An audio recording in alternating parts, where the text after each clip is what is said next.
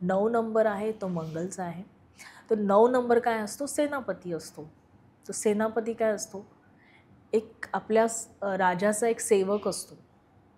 त्याला सांगितलं तर तो 24 तास घरात दरवाजाच्या बाहेरच उभा राहणार, त्याची आज्ञा पाळणार. शेवटपर्यंत का नाही, थकलेला असेल तरी बुलाया राजाने तो येणार. म्हणजे तो सतत काम करत असतो, खूप करेजियस असतो तो. लास्ट मोमेंटला का नाही तो काम करणार. आणि तो देशभक्त असतो. त्याला देशाप्रती एक वेगळं फिलिंग असते. जर तू असं काही बघशील ना तर ते लोक नॉर्मली तेच असतात. पण आता त्या 9 नंबरबरोबर कोण बसला आहे? म्हणजे मूलांक आणि भाग्यांक ह्याचं बसलाय म्हणजे त्या गोष्टी. मग त्याच्यामध्ये बघताना आपल्याला कळतं की अरे ह्या 9 बरोबर हा होता म्हणून हा ते नाही करू शकत. आणि मग किती प्रमाणात आहे? तुमच्या पूर्ण ग्रीड असतात प्रत्येकाचे. म्हणजे न्यूमरोलॉजीमध्ये वैदिक घे किंवा कुठलीही हे घे, लोशोची घे, त्याच्यामध्ये ग्रीड असतात. त्या ग्रीडमध्ये त्या त्या खाण्यामध्ये ते नंबर बसलेले असतात. मग ते कोणाबरोबर काय बोलतात ते बघतो. मग ते किती प्रमाणात आहेत, त्यांचे पर्सेंटेज किती आहेत, हे आपण सगळं म्हणजे बायफिकेशन ते सगळं केल्यानंतर आपण लोकांना प्रिडिक्शन्स देतो की बाबा हे असं आहे तसं आहे. आता तू म्हणशील हे झाल्यानंतर सगळं ओके झालं का? म्हणजे आता तुला अंकांचं सांगितलं की तुझ्या 1 ते 9 म्हणजे मी 0 पासून 9 पर्यंत तुला सांगितलं की किती व्हॅल्यू आहे त्याची. पण हेच जर तुझ्याकडे सगळं असलं तरी तू सॅटिस्फाईड आहे का? का नाही? माणसाच्या इच्छा संपतच नाहीत ना, इच्छा तर नाही, चालूच राहतात. असं नाही. इच्छाची गोष्ट वेगळी आहे, पण तुला म्हणलं तू पुढे जातो की नाही ते असं मला म्हणायचं. तर इच्छा हा वेगळा आहेत भाग आणि राहिला. बरोबर, हा कळलं. वेगळा भाग आहे. कारण आपण ऑकल्टच्या बद्दल बोलतोय. तर ते का नाही होत?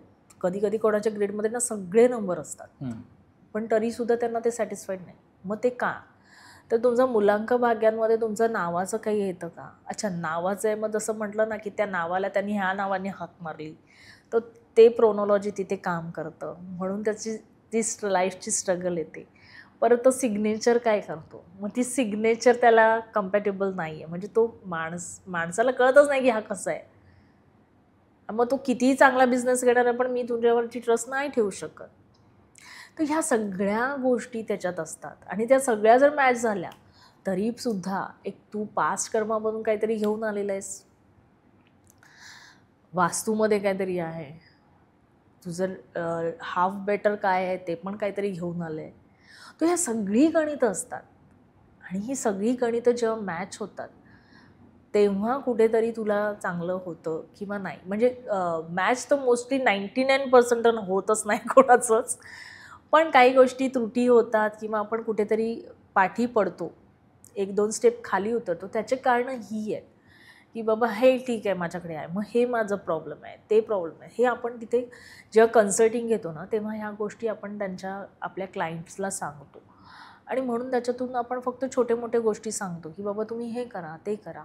आणि आपल्या ज्या रेमेडीज असतात ना त्या 5 तत्वांवरती असतात आणि हर्ब्सवरती असतात. आपण हर्ब रेमेडीज पण करतो, म्हणजे आपल्या घरामध्ये जे आहेत त्याच्यावरतीच आपण रेमेडीज करतो. म्हणजे मीठ आहे, तुळस आहे किंवा तुमचं सॉल्ट आहे, दालचिनी आहे, तमालपत्र आहे, ह्या गोष्टीवरती आपण रेमेडीज करतो.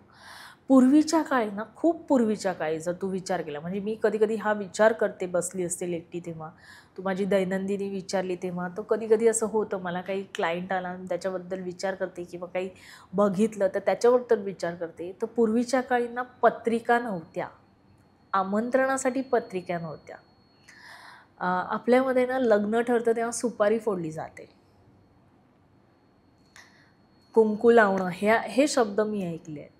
सो ह्याच्या पाठचं काय आहे? कारण तेव्हा काही पत्रिका नव्हत्या. आत्ता आपण आजच्या जनरेशननुसार पत्रिका आणि हे ते करतो. मग पत्रिकेवरती हळद कुंकू तांदूळ लावतो.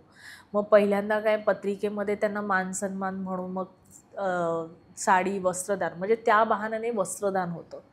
ह्या छोट्या छोट्या गोष्टी आहेत, पण ते कळत नाही का देतो आपण. म्हणतो मान सन्मान म्हणून, काका मामा म्हणून नाही, एक वस्त्रदान होतं ते.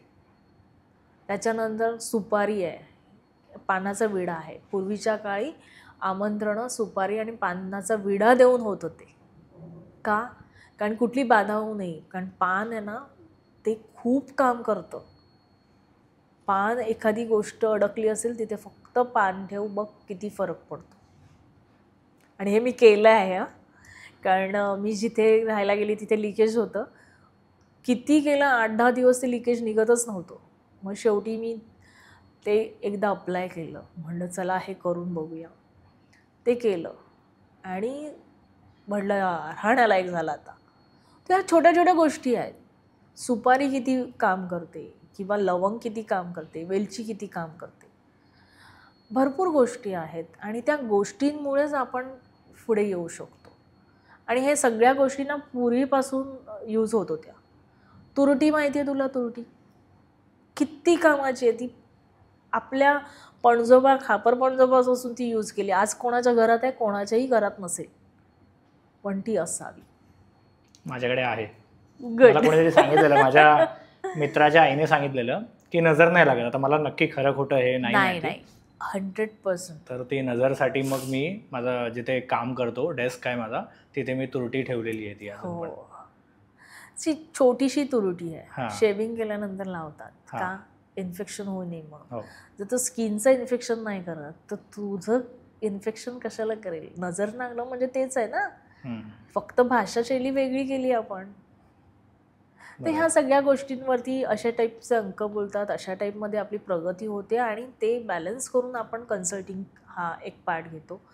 मला असं वाटतं की प्रत्येकांना फायदा झाला पाहिजे. त्यांनी त्यांच्या ॲटलिस्ट तुला कळलं की इथे खड्डा आहे, तो जर मी दाखवू शकले आणि त्या खड्ड्याला क्रॉस करून जर तू जाऊ शकत असेल तरीही मला ते खूप चांगलं आहे. कारण पैसा आज आहे, उद्या नाही. तुम्ही हा व्हिडिओ इथपर्यंत बघितलात म्हणजे हा नक्की व्हिडिओ तुम्हाला आवडला आहे. ह्याचा पूर्ण व्हिडिओ, पूर्ण पॉडकास्ट आपल्या मेन यूट्यूब चॅनलवर आहे, ज्याचं नाव आहे वन टेक विथ अनिकेत. हे चॅनल तुम्ही नक्की फॉलो करा. आणि इंस्टाग्रामवर आम्ही बऱ्याच रील्स ह्या व्हिडिओच्या अपलोड केलेल्या आहेत, त्या पण तुम्ही सगळ्या बघा. आणि वन टेक विथ अनिकेत हे इंस्टाग्राम चॅनल पण फॉलो करा.